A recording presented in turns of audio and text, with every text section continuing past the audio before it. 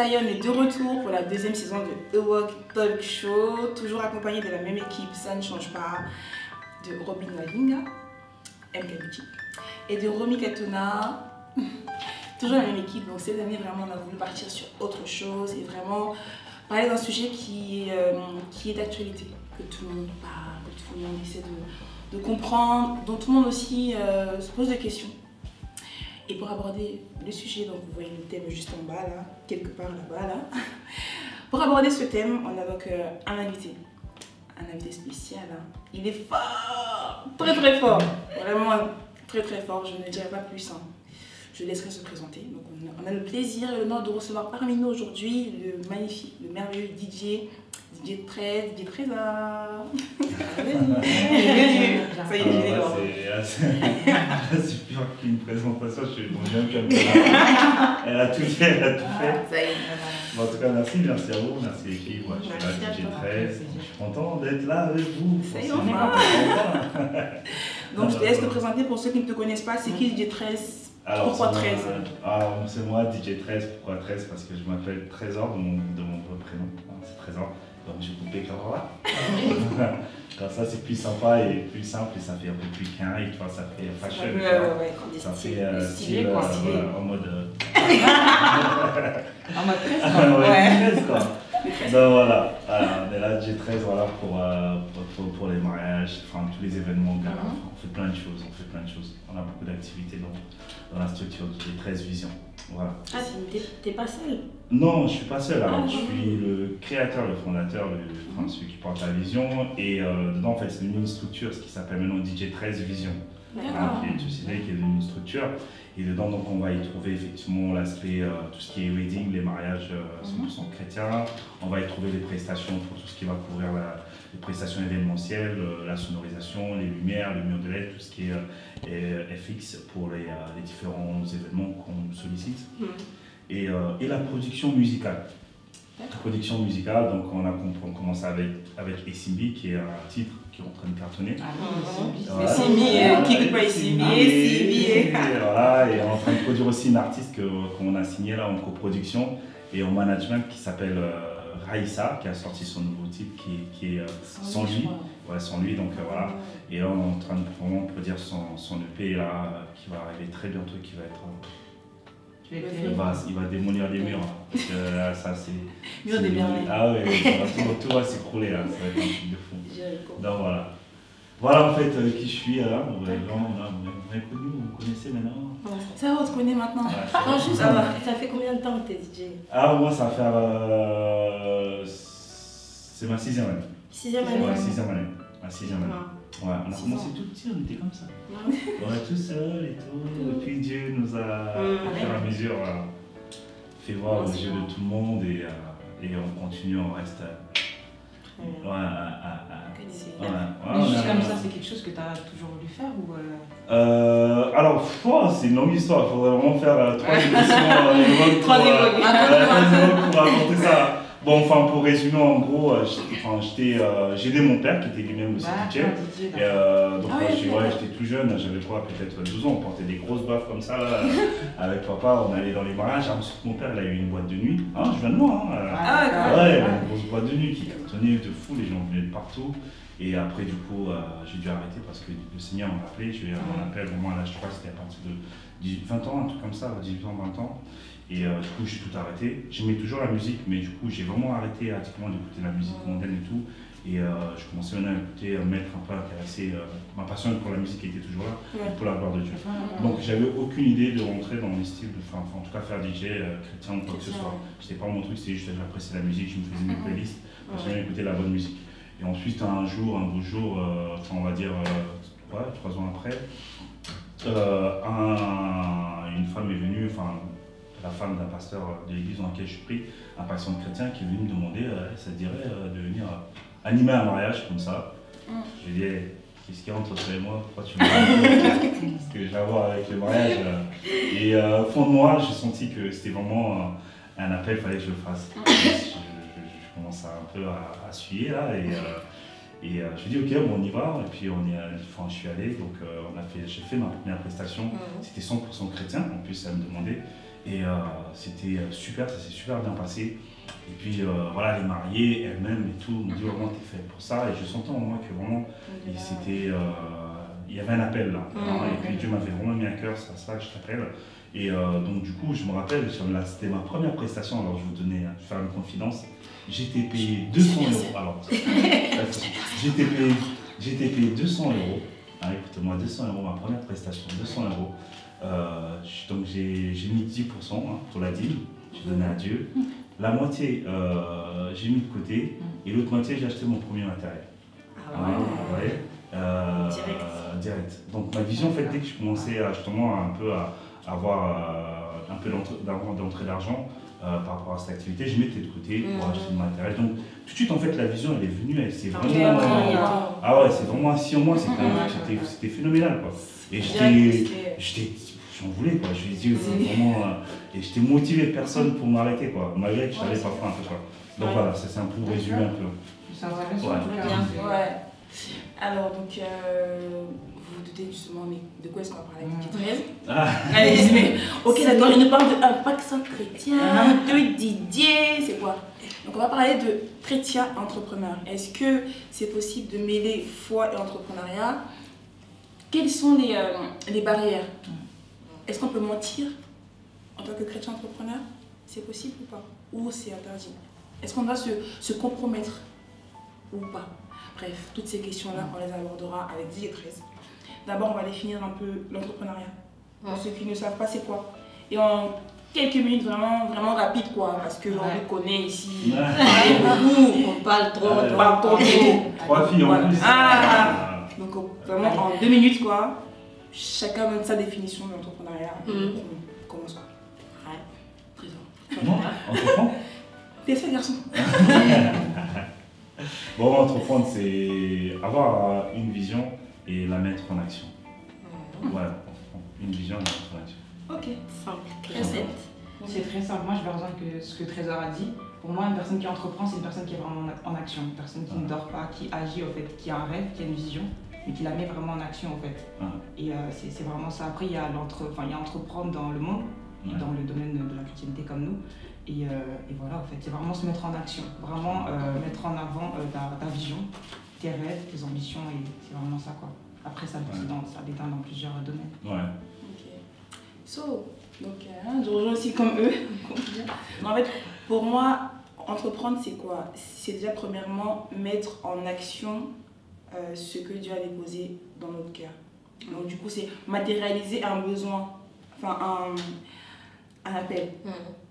Et entreprendre. Donc, comme Romy l'a dit, il y a l'entrepreneuriat biblique et l'entrepreneuriat dans le monde. À savoir que l'entrepreneuriat dans le monde, le but et la finalité, c'est de faire du profit pour soi, au travers des autres. Mais biblique, en fait, c'est de faire du profit pour le royaume en aidant les autres. Vraiment dissocier les deux, et pour moi, c'est ça, en fait. Bon, c'est assez long, mais si je commence à parler là, vous me connaissez déjà. 1 minute 50. Pour moi, l'entrepreneuriat, c'est partir de rien pour aller jusqu'à l'accomplissement d'une vision. Tout simplement. Donc, je rejoins pareil. Enfin, c'est pas compliqué. Mais c'est vrai que je voulais rebondir un peu pour ce qu'elle disait Pauline, dans ce que tu as fait, une différence entre les différentes entrepreneuriat, les différentes formes d'entrepreneuriat. Et c'est vrai que l'entrepreneuriat qui marche le plus, on a le plus de succès, ou même les gens, entre guillemets, se font beaucoup d'argent. C'est vraiment l'entrepreneuriat, en fait, d'avoir une vision pour aider les autres. C'est-à-dire que c'est devenu même l'entrepreneuriat du service, mais derrière le service parce qu'il y a un besoin. Et c'est plus même l'entrepreneuriat de la production industrielle, ça c'est en train même de disparaître. C'est-à-dire qu'aujourd'hui, c'est lui-même quelque chose, je dirais même c'est lié à la Bible en fait. C'est-à-dire que les gens se soucient de quel est le besoin de la population, c'est un besoin social, et à cela, quelqu'un se dit, tiens, je vais mettre ça en place, et quelque part on se dit, mais oui, quelqu'un a répondu à un besoin, à un appel, et je dis aujourd'hui, voilà, l'entrepreneur qui marche le plus, c'est vraiment ça. C'est vrai, ça c'est un peu comme genre on met la solution au problème. Voilà, exactement. C'est un peu ça en plus, C'est vrai ça. Il y a pas le gars qui a pas créé Uber avant. Non, mais c'est trop ça. Tu vois, c'est trop ça. Grave, c'est trop ça. Uber. Non mais ouais, c'est vraiment ça. Par rapport à tout ça, moi j'ai une première question du coup à poser. Alors, ma première question, vu que du coup, pardon, nous sommes dans l'entrepreneuriat mais en tant que chrétien, j'aimerais savoir comment toi, déjà principalement, te démarques-tu en tant que chrétien dans ton activité professionnelle? Alors, moi déjà, à la base, je suis DJ chrétien. Maintenant, comment je peux me démarquer? C'est vrai que, mis à part la forme que je suis DJ, en fait, dans ce domaine-là, c'est un domaine qui est assez, on va dire, de performance. Hein. Faut dire, DJ, c'est un domaine de performance. C'est-à-dire que les gens, quand ils payent pas pour tes beaux yeux parce que tu as les cheveux bien bouclés. Donc, c'est pas ça. Donc, du coup, il faut vraiment faut être créatif, il faut être dynamique, il faut être vraiment rempli d'inspiration.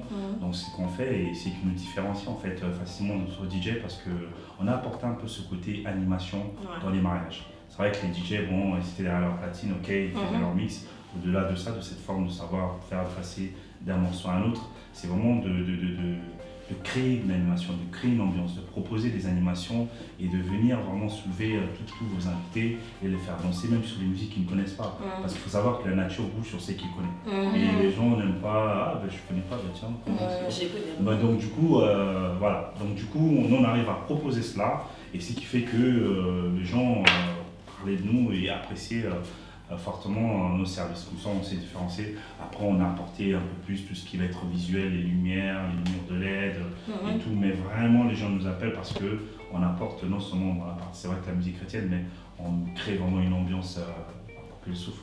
Bon, c'est un rapport en fait entre les deux, entre l'offre et la demande. Oui, aussi, c'est ce qu'on disait. Mais je pense, je rebondis en fait sur ce que tu disais. Je suis peut-être pas dans l'activité comme lui entrepreneur, mais je pense que c'est super important en fait de mettre sa foi, de ne pas la cacher comme entrepreneur. Ça, maintenant on voit beaucoup de personnes qui certes sont chrétiennes, mais par souci de vouloir réussir dans leur activité, cachent leur foi. Ils disent que si je dis que je suis chrétien, j'aurai peut-être pas beaucoup de clients, j'aurai peut-être pas... En gros, en fait, d'un, elles se compromettent, de un, et de deux, en fait, elles vont s'aligner et faire comme tout le monde. Sauf que leur foi, en fait, leur conviction, pourrait les emmener à agir contrairement à ce que les autres font. C'est là que tout pourrait venir le succès. Ouais, tout à fait. Moi, je vais rebondir sur ce que tu as dit, c'est très intéressant ce que tu as dit. Moi, je pense qu'il faut vraiment affirmer son identité. C'est-à-dire que quand tu es dans une boîte ou je sais pas où, tu n'as pas peur en fait de dire que tu es chrétien. Le lieu où tu es, au fait, n'annule pas.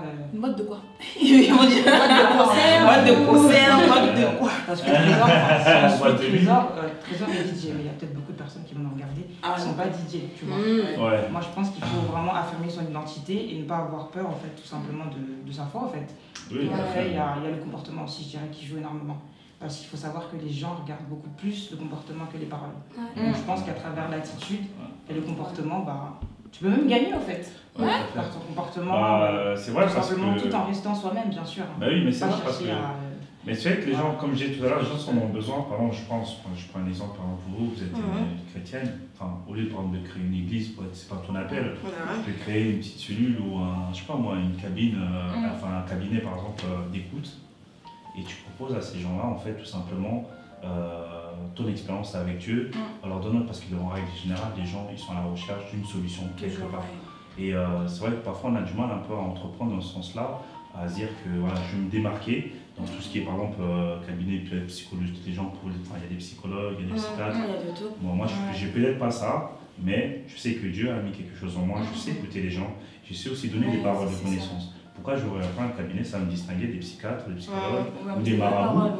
Et ça va être une idée, quoi. Voilà. Je pense qu'il faut se différencier, comme il disait tout à l'heure, Robin, c'est que de donner vraiment, de savoir. Romy, excuse-moi, les deux mots. C'est à moi ici. On va essayer, bon, excusez-moi. Le pauvre. Donc voilà, c'est savoir se distinguer dans ce qu'on fait, parce que voilà, je pense que notre foi, c'est quelque chose qui libère justement les gens de certaines chaînes, et c'est très important. Mais Robin, toi qui es maquilleuse, tu mets quoi dedans? Comment j'ai fait? Oui. Moi c'est totalement différent d'un DJ, parce que je ne vais pas dire qu'être DJ c'est facile quand on est DJ chrétien de se démarquer, mais en soi, toi, tu te démarques au travers de ta musique, déjà d'office. Parce que tu fais de la musique 100% chrétienne et les autres ne le font pas. Maintenant, en tant que maquilleuse, c'est un peu plus difficile parce que le seul moyen de se démarquer, en vrai de vrai, je pense, oui, je suis sûre en fait, c'est au travers du comportement. Parce que en soi, je peux maquiller et une autre fille maquille tout aussi bien. Donc qu'est-ce qui fera qu'une personne me choisira moi et pas une autre ou autre? Et moi, comment j'arrive à mettre cette différence? C'est au travers de mon comportement, au travers de mes attitudes, de ma manière d'échanger avec les clients. Je sais que je maquille pour des mariages. Et le mariage, c'est un des jours les plus importants d'une personne, d'une femme surtout. Et quand j'accompagne les femmes tout au long de la journée, il y a beaucoup de péripéties, il y a beaucoup de choses qui se passent, il y a beaucoup de... il y a des changements de programme qui parfois apportent énormément de stress. Et moi, je sais qu'avec les mariés, ce que je fais, c'est que parfois, il m'arrive de prier avec elles. Parfois, il m'arrive donc de les rassurer, tout en étant inspirée par le Saint-Esprit. Je reste vraiment en fait à l'écoute au travers de... je reste vraiment à l'écoute dans mon travail en fait. Et j'essaie d'apporter le maximum, d'apporter de la paix, d'apporter de l'amour, gestion de conflits, gestion de désaccords, des choses comme ça en fait. Et voilà, moi en tant que chrétienne, comment je fais dans mon activité, mais c'est pas toujours facile. Franchement, c'est pas toujours facile d'apporter un plus ou de montrer que voilà, je suis chrétienne. Parce qu'on va pas dire à la cliente, moi je suis chrétienne, tu sais. Non, donc j'ai pris Jésus. Je prie, donc non. La personne doit le voir au travers de notre comportement, de notre manière de faire. C'est un détail qui doit être important. Mais là, je pense que c'est bien parce que ta foi elle est vraiment en action par rapport à, comme tu as dit, tu pries avec les maris. Je pense que c'est vraiment. Après, je prie pas avec toutes les mariées. Je veux dire, en gros, il m'est déjà arrivé de prier avec des mariés et Puis c'est une façon aussi d'évangéliser. Bon, maintenant, ceux qui prendront Robin, elle priera pour vous. Bonne prière. Tu vas mettre un peu du d'onction Donc, moi, je t'ai mis voilà. Mais je reviens à ce que je disais au début. Est-ce que on peut justement se compromettre à un moment donné où on arrive, on se dit, oh, là, je suis face à un mur. Est-ce que je garde ma foi nette ou je fais comme tout le monde? Exemple tout bête. Il y a 3 ans, j'étais courtier en assurance. Et dans ma boîte, tout le monde mentait. C'est-à-dire que tout le monde sait que les assureurs sont des menteurs, on ment tout le temps, on dit tout le temps ce qui n'est pas vrai, on dit c'est vrai. Les assureurs, ce sont des gros menteurs. Les banquiers aussi. Les banquiers sont un peu les vendeurs, les vendeurs, non, pas tous les j'étais vendeuse aussi. Donc du coup, j'étais courtier en assurance et mes collègues, ils mentaient tout le temps. Oui, mais je vous mets 200% alors que c'était que 125%. Et du coup, moi, je disais, mais non, si je mens, je me compromets un peu à moi-même. Et je me disais, bon, est-ce que je mens pour atteindre mon quota du mois ou est-ce que je reste chrétienne en restant fidèle à mes convictions? Et qu'est-ce que je fais? Et là, tout le monde avait des primes parce que des 15 contrats au mois, du coup, le quota c'était 10, des 15 contrats. Et quand moi j'étais nouvelle, on me disait, bon, toi t'en as que 5 à faire. Mais le plus dur, c'était le contrat d'essai. Personne ne faisait ce contrat. Assurance d'essai. Et donc j'arrive, je me dis, bon, est-ce que je mens ou pas? Je suis restée fidèle à moi-même. J'ai été la meilleure CDD de toute la boîte. 8 contrats en 5 semaines. Et leur moyenne là-bas, c'est 3 contrats en 5 semaines. Et 2 contrats assurance d'essai. Mon Dieu t'a béni parce que tu n'étais pas convaincue. J'ai pas menti, j'ai dit la vérité aux gens, sincèrement, je vous mets ça, mais toute la vérité. Donc, est-ce que pour vous, en rapide, franchement, en 2-3 minutes, je vais t'interrompre avant que mes idées s'en vont. Ta situation est bien, mais moi je pense qu'il y a des cas où tu es obligé de mentir. Ah bon? Ah ouais? Obligé. Mais toi, tu es chrétienne. Non, je vais vous donner un exemple. Moi, je suis hôtesse d'accueil. Moi, je travaille à l'accueil, je suis hôtesse d'accueil, donc je réponds tout le temps au téléphone. J'ai des appels parfois. Est-ce que je peux parler à madame appel? Et trop souvent, quand je transfère des appels, par exemple à la directrice RH, elle me dit non, dites que je suis pas là. Donc moi, en tant que chrétienne, je veux pas mentir, mais je suis obligée de dire qu'elle est pas là. Donc c'est pour te dire qu'il y a des fois où toi, tu veux pas mentir, mais tu vois ce que je veux dire ou pas? T'es obligée de. Je vois pas. C'est un choix. Donc dans ce genre de situation, qu'est-ce qu'on fait? C'est ça ma question en fait, parce que moi c'est vrai que je l'ai déjà fait. Je l'ai déjà fait et j'étais consciente que voilà, là, en tant que chrétienne, je mens. Mais après, est-ce que je dis à la cliente, tu vois pas, toi dans ta situation, ok, tu t'es repenti, je t'ai repenti. Oui, bien sûr, je me repens, mais tout en étant consciente que ce que je fais, je mens. C'est un peu compliqué, c'est pour ça que je dis il y a des fois où c'est imposé en fait, tu vois. Il y a des fois où c'est vraiment imposé. Ouais, moi je pense que. Mais c'est pas bien. Non, laissons DJ 13 répondre. Oui, c'est la réponse. Non, mais c'est vrai que ce qu'elle répond, c'est quand même troublant en fait. En fait, c'est troublant et après, c'est un choix. Enfin, je pense dans la vie, sur la terre, on ne nous oblige à rien. C'est une question de choix, de savoir que je vais perdre ou je vais gagner. Et donc ça reste un choix. C'est vrai que tu peux te prendre des avertissements, mais ça reste un choix. Bon, pour ma part, en tout cas, non, je pense que quelque part, je reste intègre sur mes valeurs, parce que c'est mes valeurs qui font aussi que je suis. Et je suis, donc il n'y a rien de plus pire que de se sentir prostitué en fait à l'intérieur, un peu de manière un peu dure. Moi, c'est me sentir un peu comme si j'étais un peu comme une prostituée. Et donc non, je préfère avoir que du pain chez moi et être dans la vérité que de changer mes valeurs pour gagner des contrats. Moi, des contrats que je refuse, je ne prends pas. Parce que tout simplement, on me demande à un certain temps de la soirée, il faudra mettre un peu, peut-être juste 10% de la musique mondaine pour satisfaire tout le monde. Je dis non. Je dis soit vous prenez quelqu'un d'autre, ou soit nous c'est comme ça. Et jusqu'à aujourd'hui, c'est même nous, carrément, parfois nous refusons des contrats, ou nous donnons même des contrats aux autres DJ. Donc non, comme quoi Dieu pourvoit nos besoins d'une façon ou d'une autre. Pour finir, le temps court, vraiment il est truc. La question de l'internaute, donc on a reçu une question, donc on a un peu reformulé ça, mais donc elle dit 13 ans, donc c'est pour toi. Tu as 2 minutes chrono, rubrique question des internautes. 2 minutes. 2 minutes pour avoir. On a choisi une bonne question quand même. Ça va, si on aurait pris, celle-ci est bien, elle est simple. Alors, trop de succès dans les affaires ne peut-il pas nuire à notre foi? Trop de succès dans les affaires, voilà. Personnellement, je sais pas ce que ça veut dire succès en fait. Genre l'argent, l'opulence, voilà, le succès.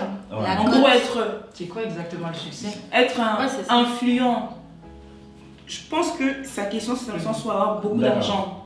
Je pense, par exemple, dans son cas, moi je traduirais plus la question, par exemple, dans mon cas, là, par exemple, tu étais DJ simple avant, simple DJ, et là, tu as sorti une musique. Oui, tout à fait. Donc, tu commences à t'étendre par rapport à la musique, donc le fait qu'on te connaisse un peu plus, quand on te voit, DJ 13, c'est sa voix, on reconnaît ta voix, des choses comme ça. Comment tu gères? Bah non, mais franchement, bon, on ne peut pas dire que ça nous laisse insensible. C'est vrai que c'est une marque en fait de reconnaissance, je pense ça comme une marque de reconnaissance. Et moi, je dirais encore, c'est encore pour moi en fait du carburant pour me dire qu'il faut que je fasse plus. En fait, moi, je ne me vois pas en fait comme succès. Je vois que ce que je fais, c'est que Dieu est, comment dirais-je, est plus populaire. Tu vois ce que je veux dire? Moi, c'est ma personne de concept. C'est-à-dire que je ne suis pas à la recherche qu'on me fasse une dédicace dans une musique. Même si vous regardez même le clip Simbi, je parlais très peu de fois en fait.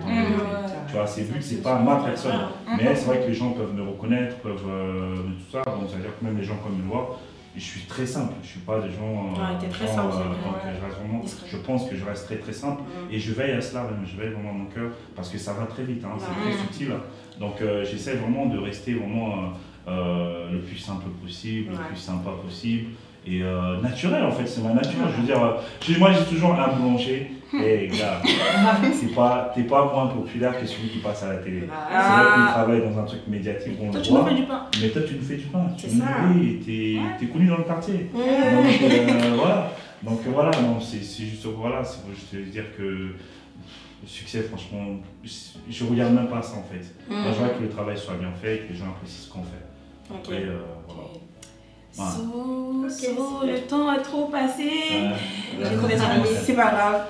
Alors on arrive à la fin. Mais on a une petite surprise pour toi. Je te remercie. Salut. Donc il faudra avoir cette tenue. Peut-être déplacée. Merci les filles, merci beaucoup. Je peux lui donner?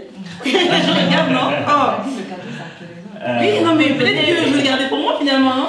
Tiens, donc, thank you en plus. Il faut venir, venez! On va le ramener.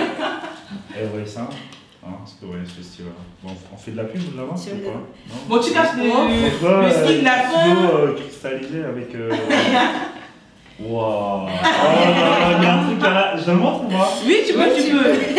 Vous dire pour venir. Regardez. Tu peux. Montre-les un peu. En plus, tu sais, je cherchais ça. Ah bon? Oh, c'est super. Voyez-vous. Waouh! Ah là. Comme ça, ton prochain mariage, Didier. Tu mets Ewok. Pour le prochain mariage, je vais mettre pas besoin de mettre un peu Ewok avec. On va y penser. Franchement. En tout cas, merci les filles, en plus on a deux. Wow. L'autre, tu ne vois pas. En tout cas, je suis bien gâté. Merci, je suis bien gâté. Merci de l'accueil. En plus, j'ai eu un petit jus de Fanta. Et voilà. Merci. Donc voilà, nous sommes arrivés à la fin de notre première émission de la saison.